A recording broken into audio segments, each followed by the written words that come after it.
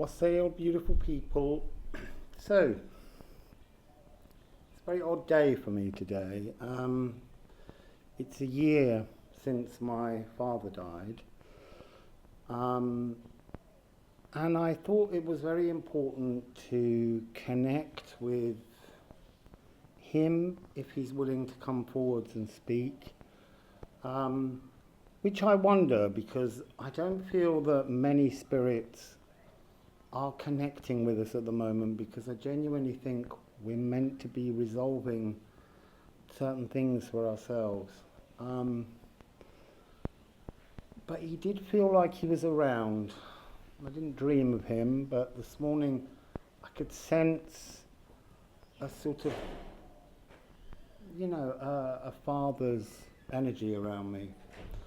I was talking with my host here about the day that he died and the many synchronicities in that moment, like shortly before he died, a printed balloon that looked like a football blew over the fence where I was staying in Portugal, and it made me think of him, because he always loved football, but in his later life he always felt that there was too much football and it was worth too much money, and so it wasn't the same frequency for him. And then I got the phone call to say that he died, and obviously at that point your whole body becomes elevated into an alternative frequency and dimension in many ways. It opened me up to an immediate sense of there being magic all around me, even in something so tragic and so sad. I went down to the sea, and the sea where I was staying then was very calm most days, and when I got there it was ferocious, huge waves, and I stood a great distance from the sea and just thought, I wanted to go in, swim and download the grief, and I felt like the universe was saying, you're not allowed to do that. You can't just let go of grief. And I guess that's part of the message that will be coming out today and later in this. And then I stood there thinking about him and how he taught me to swim, and then this massive, huge wave came. And it was so big, it actually came all the way in, and I really was some distance from the sea, and it knocked me to my knees, and I sat fully clothed in the sand, dripping wet and feeling very vulnerable, like a child. And I sat there and I thought more, as you would. You're in a moment that you can't explain, where time seems to stand still. And I thought, I'll go back to the house. There are things I have to do. There are people I have to tell. I have to inform. I have to get a kind of, officialdom rolling. And actually, officialdom is still rolling. My parents legally, that hasn't been completed yet. And that's been very frustrating, because it means that solicitors in England can write to me, and it's like the solicitor has this energy where he can trigger stress and grief. And recently I was kind of told that it was nearly all done, and then some other hurdle appeared, and it made me really sad. And it doesn't make me sad in a way that I get when I allow the natural energy of grief to just rise. It's a kind of external energy that comes out. And so I thought, I'll go back to the house and start officialdom rolling.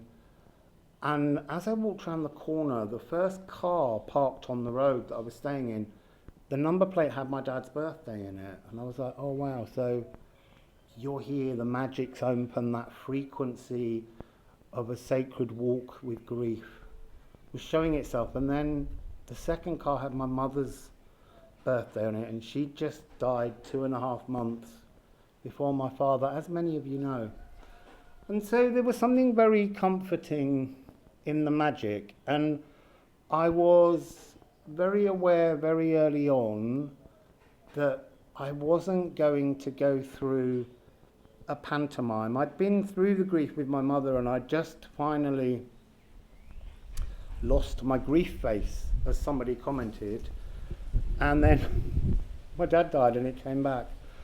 And it was difficult to decide to try and live a life, because that's the energy they wanted. The dead don't tend to want you to go into this pantomime. You see, now the natural world's picking up. When I came up here, it was very, very, very still and very, very quiet. It's been noisy all morning. And the wind's just beginning to tremble in the leaves around me. And I've had to cover all the cards because I don't want them to blow away. And we will get onto some cards. But yes, grief is very strange. There's another energy I've been thinking about this morning, which is my father had no teeth, but he had no teeth in both sets. And he was so proud that he would sleep in his teeth because he didn't want my mother to witness him without teeth. And when I finally agreed to have my dental work, and I actually talked to my father on that day about my dental work and the need for teeth to be returned to me, probably because it's an ancestral echo of his pride.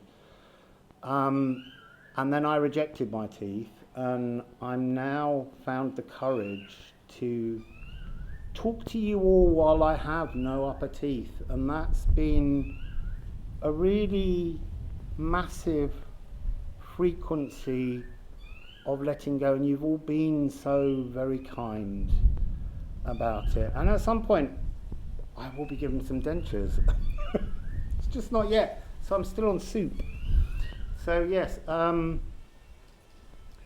think what I'm going to do is ring the bells and try and summon. I wasn't going to bring the bowl, but I was like, you really need them to strike like a memory of a death knell, to see what comes. And it needed to be up here, and I couldn't do it live because the connection's not great at the moment. So I'm recording this so that I can truly settle in, and I want to try and ask him if he has a message if he's here, or if not, what other messages would help people to move through grief. Because there is a sense that we should celebrate being alive. We are still alive, and life should be celebrated. It shouldn't be a tragic, miserable tearjerker every day of your life because somebody else died and you didn't, because that's an energy I have walked through. As you know, my brother died when I was 17. And I've had many moments where I've kind of fallen into that pantomime of grief. I know lots of you won't know the word pantomime. Pantomime is like a mock play that they do in the UK, in Britain at Christmas time, where everything's turned on its head and everything's overacted. So I often, in my pantomime that I went through over my brother's death, did used to think it would have probably been better for my parents had it been me that died and not him, because one of the things, you know, he probably would have given them grandchildren, which I never would and never did. And many other things where, because of my existence, and even though I've done the most wonderful things, you know, there are times when, and I have done such amazing things in my life, but there's never been a sense of kind of like feeling like there's a personal achievement, and I'm not sure why, but I'm also not sure it matters, because part of, I think, a living frequency is that I live for what's coming and not what's been, and I think that's an important message as well. Anyway, let's ring some bells and let's throw some cards and let's see what comes. Before I ring the bells, I want to say to all of you, you know, a huge thank you from my heart for all of the support that you give me all the time. You know, it is very emotional. I have been on a kind of long journey for a couple of years alone, but I've always had all of you, and that's been an incredible support network, and I'm really grateful that you've not just supported me with your love, but you've also sent donations, which has allowed me to do the work I do and to keep all of my work totally available here on YouTube without any paywalls for you to get the second half of a message. So I'm really grateful for all the donations because they help me to live. I like living. So let's ring the bells for my dad and my mum and my brother and all my ancestors.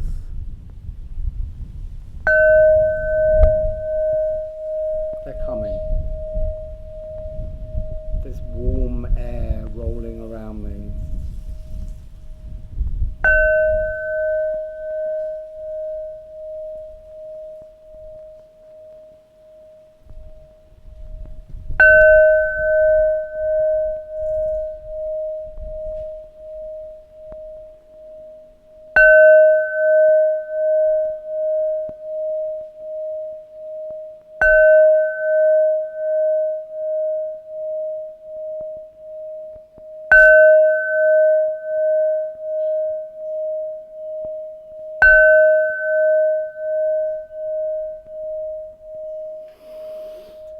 That was really interesting. The first bell was warm and summoning, and the wind blew and it wrapped itself around me. And then as it grew and there was my mind was being taken to the energy of ancestors, bloodlines, the bell started to become really warped and flattened and went very dissonant, like calling in a dimension that's willing to be here but doesn't belong here, and so it distorts when I see. So when we hold our grief pantomime, when we hang on to the dead, when we can't let go of the tears, we're distorting the world around us. That's really interesting. Okay, so I will put down, I need a sip of water.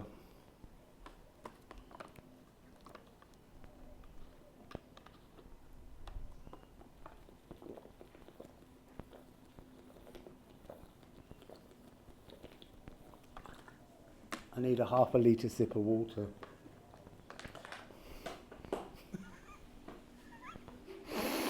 So they're laughing about being greedy for grief, greedy for the water, greedy. They were saying greedy for salt tears.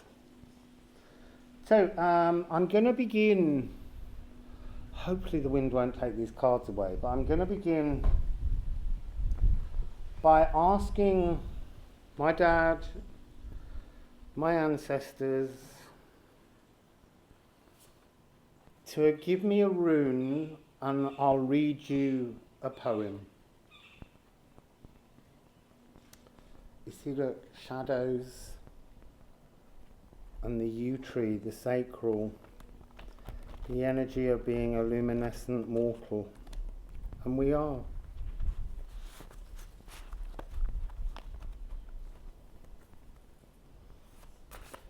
So can I please have, I think I'll do it, can I please have one rune to explain a poem? Oh, two. And I know what the message is. It's unbind yourself from the darkness of grief. Unbind yourself from the darkness of grief. Hod. 27, Divine 9. And then Wendhorn, being unbound from what you can't see. Being unbound from what you can't see. So, oh, here they come. Here come the spirits. So, let me find the poem for you. Hod is 27, so that will be in this section.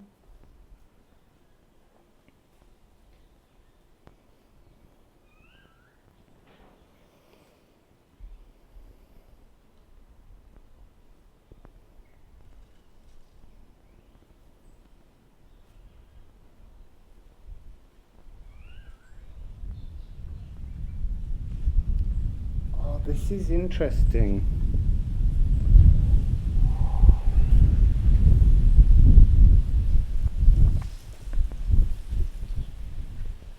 They're really bringing an energy of like a cleansing wind to allow the world to blow away cobwebs. That's funny because I was looking at cobweb as a word this morning and talking about it as well. In many European languages, it's a spinner. It's something that's spun. And in English, it's a cobweb. And the word cob is from an old Frisian word that moved into the English language. And it's about old words, old energies. For a spider, a cob was a type of spider in the Frisian tongue. And Frisian is the closest language to English. So, oh, hang on. It's moved. Moved to a different poem. So that wasn't the one I just read. So Hod 27. The unseeing hooded warrior of inner battles. Look within before looking out. Listen. I misread that. But it was immediately I was being given downloads. Look within. Grief is about looking within before you look out. But you have to look back out. You can't keep looking within, because within will get you stuck in the cobweb. So, I'll start that again. Hod 27. The unseeing hooded warrior of inner battles. Look within before looking without. Seek to listen to thy voice and not the dialogue of others. Like the hooded falcon with claws and jaws that tear flesh, we must wait to unmask, uncloak, and be ready to sear with precision the target in our sights, lest we lash out and harm those we love. Plan, seek, swoop. I'm also getting an energy of, that is a notion that we really should engage with in life. We really need to think about how we behave around others. We need to consider hooding ourselves, looking within before lashing out, because we hurt people. We do things where we, in our own selfish impatience, I don't want to say desires, within our own selfish thoughts, we hurt others a lot. And maybe when it comes to grief, we search for those moments when we've hurt the ones that have died. People often have huge regrets over moments where their life with someone who was a loved one who has passed was imperfect. Life is meant to be imperfect.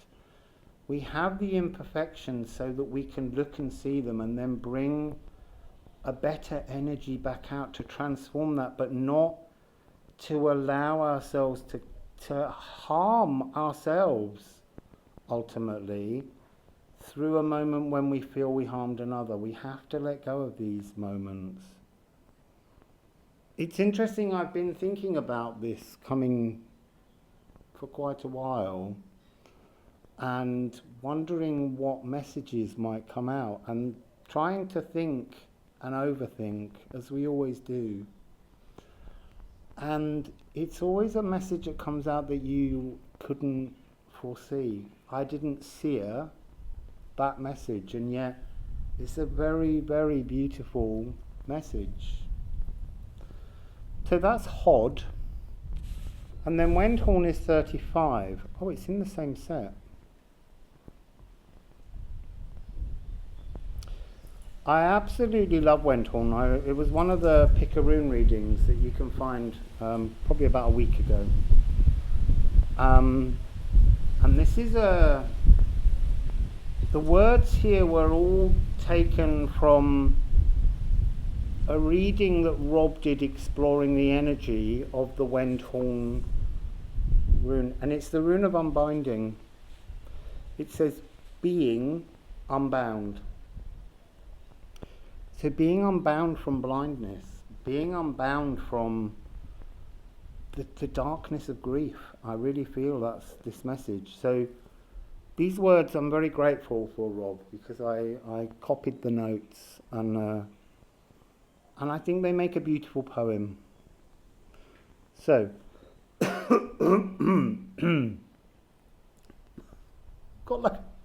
don't think I'm going to cry, but who knows. So, Wendhorn 35.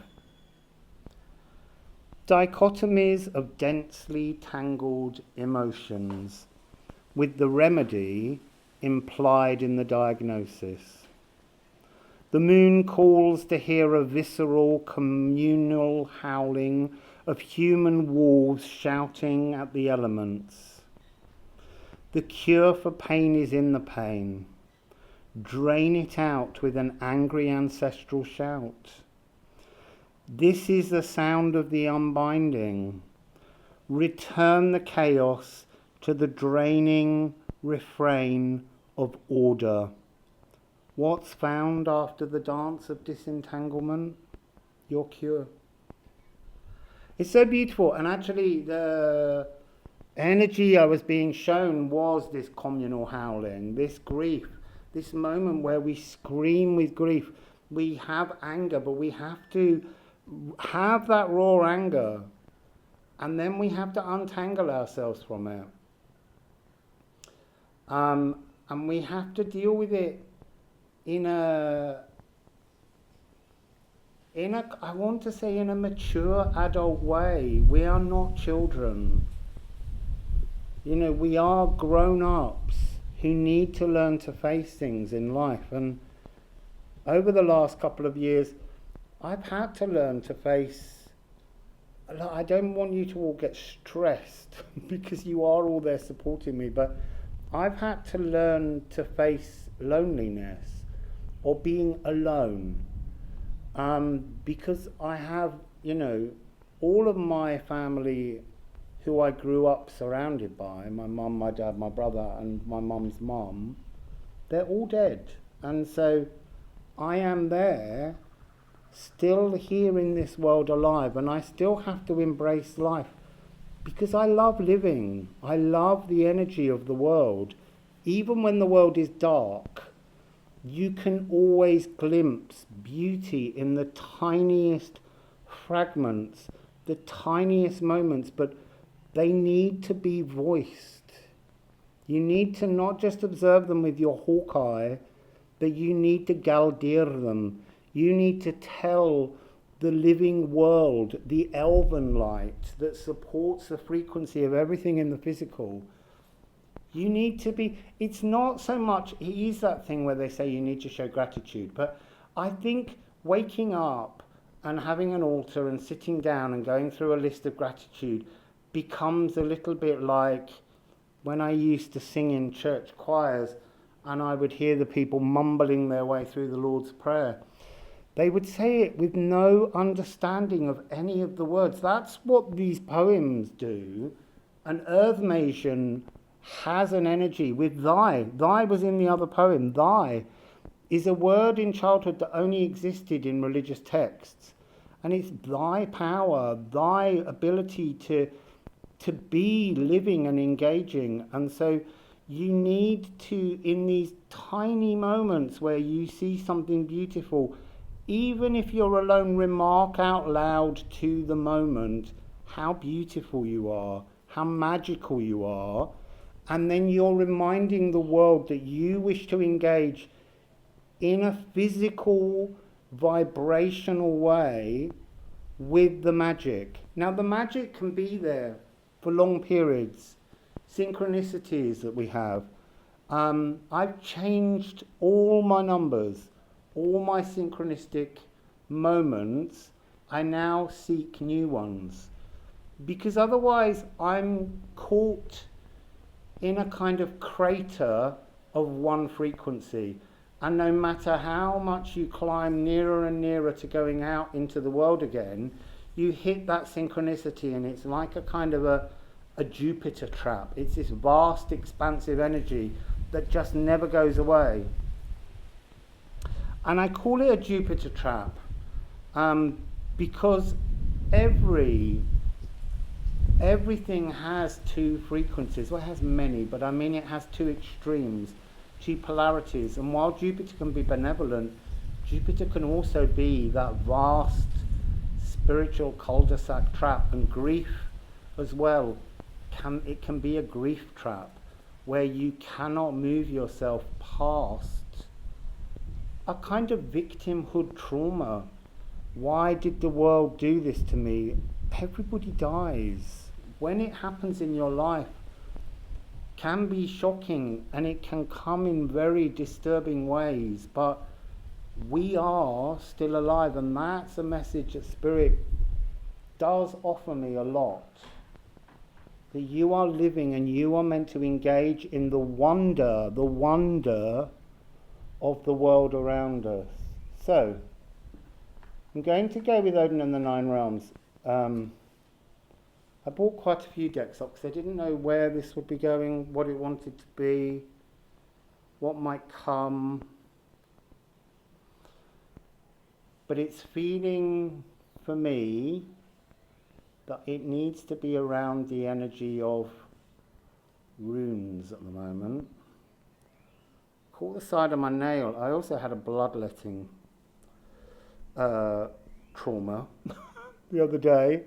I sliced into this finger and it bled, and actually when it went in I was so shocked I kind of went ah, and as I went like that all the blood went all around the room, and it felt very much like an ancestral energy of place. You know, when I was in Le Havre, the whole city had been bombed and it had been agitated, and all over France there are battlefield scars, and they don't go away. We don't cleanse these places. We go in memoriam, and that's another form of grief. You know, it's interesting, on the beaches in Normandy, where so many soldiers lost their lives, year in, year out, soldiers are made to return, and they're made to remember the fallen, the lost, the sacrificed. And that's another kind of grief trap. Many of the people who witnessed atrocities in war don't want to speak about it anymore because it's so horrendous. It needs to be left without constantly picking at the wound. And so we don't allow the land energy to heal. So there's an ancient, and we don't know how much blood sacrifice mattered. But blood is a very sacred liquid, elixir. And the land wanted my blood the other day. And I don't cut myself open. I mean, obviously, I bled with the dental surgery. And that was traumatic enough. But when I cut my finger, that was just, it wouldn't stop bleeding either.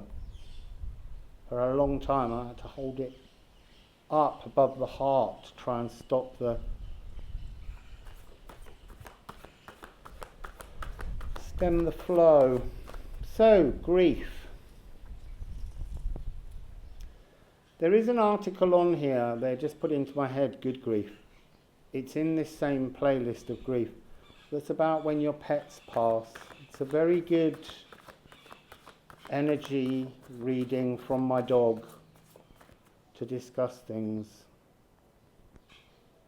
about how animals feel. It's quite an inspiring reading. I'm very grateful that my dog came through and delivered it. It's helped a lot of people.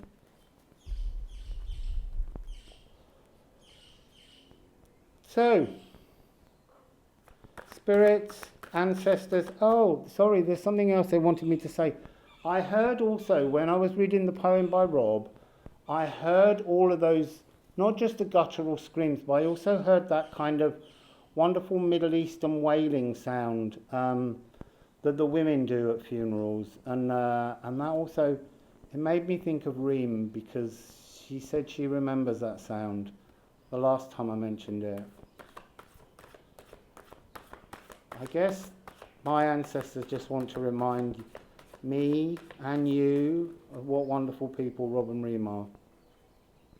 And I'm really, really... You see, now that makes me want to cry. I'm really, really grateful for their love and support throughout things. They are such beautiful people. Anyway. Good grief. They really have just filled my eyes with tears, and that reminds me of Reem, because Reem's eyes filled with tears so easily, so beautiful. So what message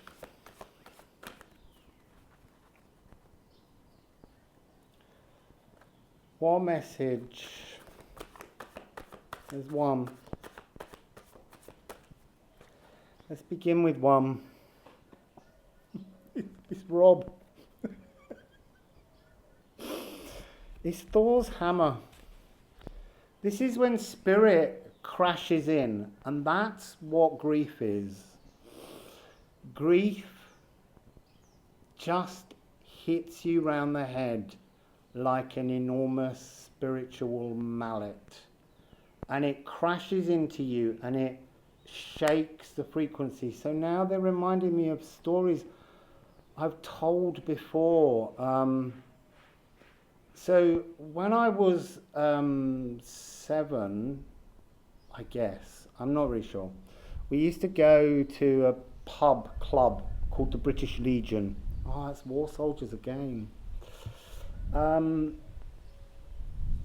And you couldn't take children into pubs, but you could take children into clubs because they were a private thing. And so we used to sit the children that went in the TV room, and this particular day everyone was outside playing and I hadn't gone outside to play. I was watching the television, and they interrupted the programme to bring a news flash. Now, I'd never seen a news flash, and I didn't know that you could I didn't even know that you could interrupt television. And they interrupted the programme, and there was a news flash to say that Elvis had died. And I then went into the bar and opened it, and I said, "There's just been a news flash," and everyone turned and looked at me, and I said, "Elvis has died," and the whole room went into shock. I was the hammer that smacked everybody around the head. And the whole room went, and I drained everybody of their grief. It filled my little tiny body, and I felt fantastic. And then the next time there was a moment a bit like that in my life where it was huge, because I used to love telling anyone that anyone was dead, and it never gave me the same energy ever, not ever. And when Princess Diana died, I felt like there was this, you could feel the energy of this huge collective shock. And my partner at the time had come in drunk, and we were sleeping downstairs because there was a guy who lived below us, and he had really bad bed bugs, and they'd come up throughout all the houses in the area. so we'd had to all be sprayed, and we weren't allowed to sleep in our bed, so we were sleeping in the lounge. And I woke him to tell him he was drunk and he didn't care. So I was like, I'm not doing this anymore. When someone dies now, I'm not telling anyone. But obviously with my mum and dad, I had to tell family because I was the next of kin. It's very funny what comes through. So yeah, this mallet blow that triggers a moment, and they are sacred moments. It's Ophal Edel, birthright. It brings you a birthright. That's really interesting. It is our birthright to experience grief. Everyone, at some point, you should experience grief because it's a really important growth moment. That's really interesting. So, I don't know what I was saying then just before that came out and took me in a different direction. I'm sorry, but it overcame me because I'm really quite surprised by that message. Grief is a gift. It's a sacred walk. Oh, I know. So there are moments when grief is in different forms, and we don't all experience those same forms. You know, there is, for many people, a moment when one or other of their parents die, and they're both different frequencies. There's something about this showing me the energy of mother grief, the grief when a mother passes, the passageway, the gateway, the womb that birthed you was your entrance to the world. Just like the Janus Geminus, and you see, and that's all fascinating because you have to leave by a different door, a door of your own making. And the reason I say it's interesting, sorry, it's very strange energy rolling around in this reading. There's this current eclipse tunnel is the one that I was in my mother's womb during. So, because they repeat, and the one coming at the end of the year is the one during which I was birthed, because I was birthed in a double total eclipse tunnel. So there's parts of this message that have to be deeply personal because it's my grief, but there's also a collective energy. And not everybody will experience that. You know, you could be someone who's never known a mother, and so that's not a sacred grief journey that you need to experience, but there will be others. There will be loved ones around you. There will be, you know, celebrities that you look up to that you're moved by grief. I have to say, those have never moved me in the way that my parents and my brother have, but we're all here to experience different grief. The worst grief that really, truly floored me was the one I spoke about when my dog died, and that seems very strange to think that an animal could bring that, but I never had a bad moment with Mabel. She was a purely loving creature, and I totally and purely loved her. Whereas obviously with parents, there are battles to mature and grow up, where we have been given an energy that we can look back on in grief and have that kind of pantomime. I mean, that seems to be this message that we have to learn to move past traumas that come up in life in relationships between people that we then allow to punish ourselves with when they've passed because we didn't maybe resolve them. We didn't write a long list with people and say, these are all the ways in which I wronged you. It's very odd, the messaging coming out And I am very thankful, ancestors, Mum, Dad, Barry, my brother, my nan. Ah! My nan made my finger hurt.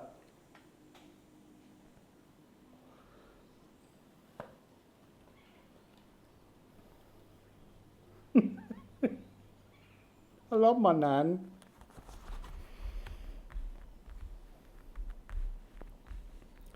Right, she's given me 4 cards, and they're not easy to read. So, it's the vulva. That feels like her. That feels like her energy, a kind of old shamaness, a magic, Pethro.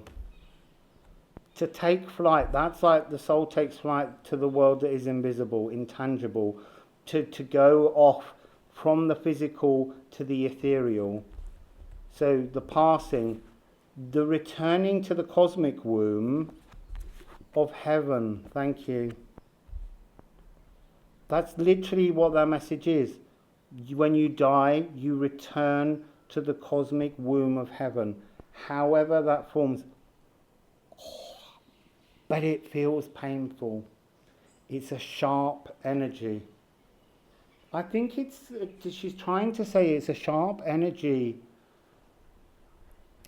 for those to face mortality. It's a sharp energy to face mortality. I have faced mortality for a long time. So when I was young, I had this conversation yesterday with a friend, Jonathan. When I was just coming into my puberty, my growing into my Knartha frequency, the blood sacrifice. It was in the early 80s, and I was struggling to accept my own sexuality because then we lived in a world that wasn't very comfortable with it. I knew it was something that my own parents wouldn't really be best pleased about.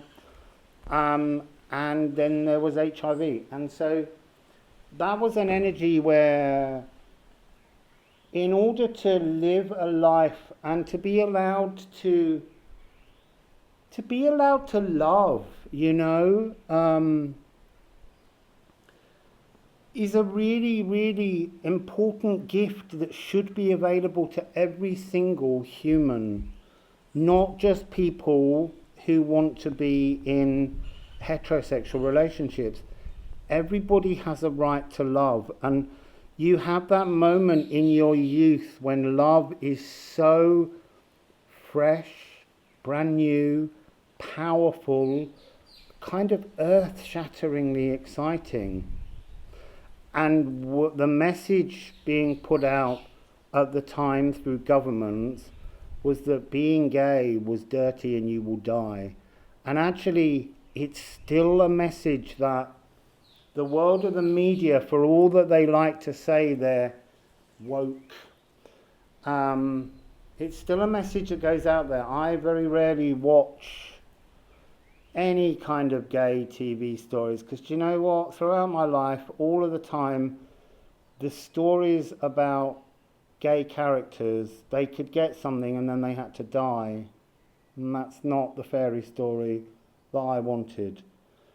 And so I had to face my mortality quite young, because if I wanted to go out and enjoy being a sexually active, exploring human, I had to take my life into my hands, because medical teams around me would say, you will catch AIDS and die. That's how they would say. They wouldn't even call it HIV. You will get AIDS and you will die. So I had to face that fear of being mortal just to find love. And that's a very uncomfortable frequency. And actually, I'm now being reminded of how that was the frequency that Toulouse-Lautrec ran into. Maybe that's another reason he called by. So you have to face mortality. Then recently we've had the pandemic, and that's been calling on everybody to face a similar energy frequency that I had to. So there is this sharpness to facing that you return to the cosmic womb of heaven when you die. And then when my father died, I remember that day sitting under a rose tree in their garden and knowing that I had achieved the one thing that I asked the universe to give me, which was not to die before both of my parents, because it would be wrong for them to lose their other child. And so once I was over, I just kind of thought, well, now my inevitable death at some point, which is a fixed point in time and I don't know when it will be, I'm more than happy for that moment. I don't fear it. So it's a really massively empowering energy that actually allows you to live a magical life when you can face your own mortality. And so I guess that's a message from my nan. So what else do we have? Let's have burping. I always burp when something of great truth comes out. Even if it's just the great truth of the food you've just eaten. I had very nice food just now.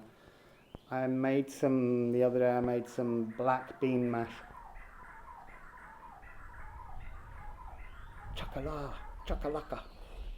I still haven't seen them. They're the size of a turkey. I know I keep saying this. I really want to see them. Yeah, so I made this purple mash with onions and chili and lemon and garlic, and I took it out today and I made it into little patties, which I lightly sautéed. Oh, it was delicious. With a nice chipotle sauce. Look at me, I'm getting all into the chilies. So what other messages? I'm putting them down here because I think the wind's going to take long. I'm going to have to run in my short shorts. Yes, Penelope. Got my short shorts on. You see now, I want to say that there's an energy frequency change now. It's like getting all of that energy out was part of releasing grief. There's something about first anniversaries that you've got to get through, and first birthdays, and first Christmas, or first holidays, whatever's important in your life that's a family celebration, you have to get through a first one of everything. And then somehow, second anniversaries, you've got through a first, so you know you can get through it. So they become less sharp. You know they're in the cosmic womb of heaven.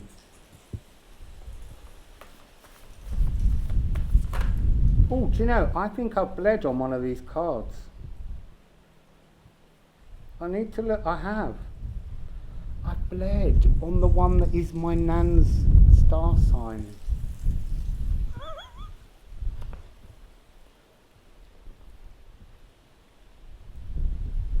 I'm just going to put that one there. So one card just turned over. Solar eclipse. Galactic opportunity. So they're talking about this as not necessarily being a solar eclipse. It can be. But for me, solar eclipses, lunar eclipses, they matter because, as I said, I was born in an eclipse tunnel. But these are galactic opportunities. Death is a galactic opportunity. Death is a moment of celebration of having been alive and moving forwards to spirit. A Janus revelation. Now, Janus is the old primordial god with two faces that January is named after. And there's something about that frequency that's about the tunnel, looking forwards and looking backwards. Now, you can look backwards and you can feel the grief. You can look at the things that went wrong in your life. You can look at the darkness that's just come over the screen.